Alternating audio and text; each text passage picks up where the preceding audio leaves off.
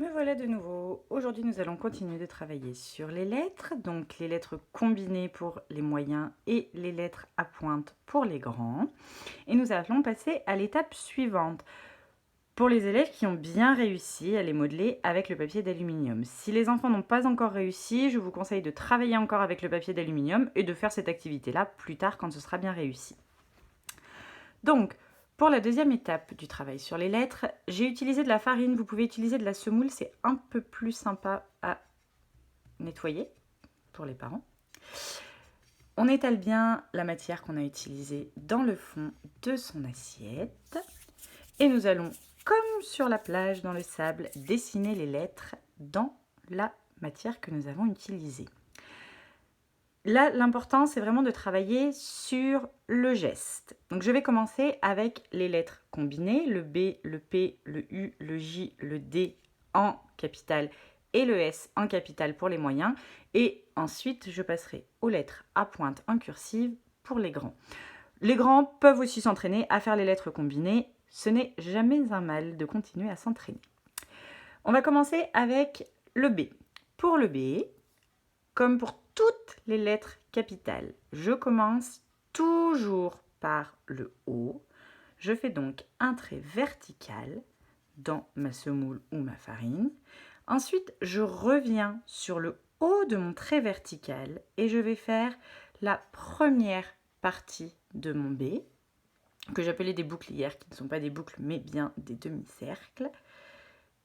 Je fais donc mon premier demi-cercle en tournant vers la droite et vers le bas. Et ensuite, j'ai le droit de relever mon doigt à ce moment-là, puisqu'il faut bien apprendre à l'enfant à faire ce premier mouvement et ensuite à repartir sur le même trait. Donc je repars de l'endroit où j'ai relevé mon doigt et je refais sur le même trait pour faire mon deuxième demi-cercle.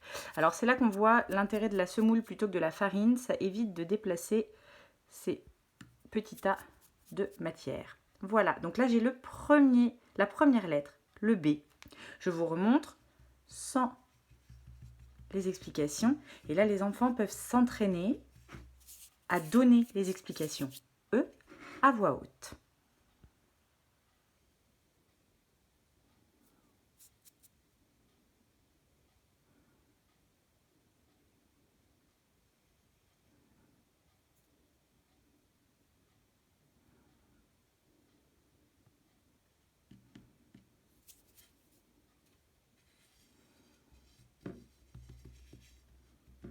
Voilà pour le B.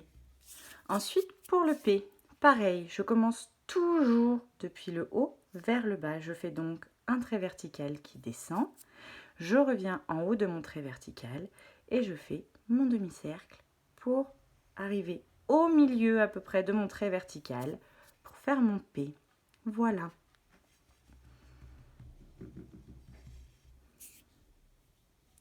Je le refais sans commentaire pour que les enfants s'entraînent.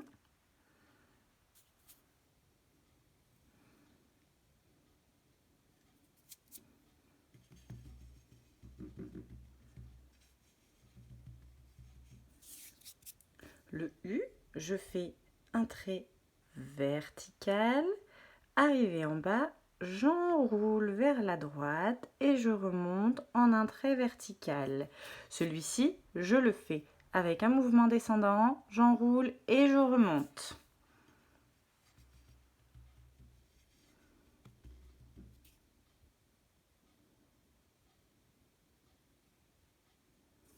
Je dois bien faire attention à ce que mon trait soit bien vertical. Le J, je fais un trait vertical qui descend et j'enroule cette fois-ci vers la gauche et je remonte un tout petit peu, pas plus haut que la moitié de mon trait vertical.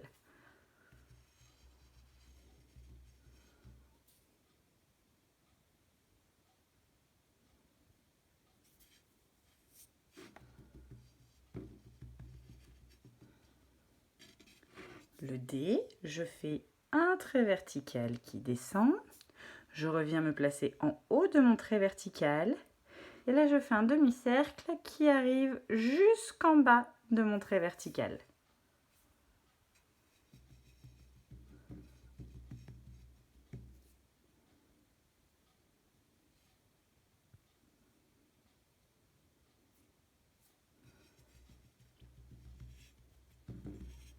Et enfin le S. Alors le S est un petit peu plus compliqué. Si jamais les enfants ont plus de mal, vous pouvez dessiner 2 ronds ou alors positionner deux objets ronds au milieu de l'assiette de façon à ce que les enfants puissent serpenter autour de ces 2 objets, comme on l'a fait hier avec le papier d'aluminium. Pour les enfants qui sont les plus en réussite, vous pouvez le faire sans ces objets ronds. On part en haut, on enroule vers la gauche et vers le haut, ensuite on redescend et on enroule vers la droite et vers le bas et on remonte un petit peu. Et nous avons un S.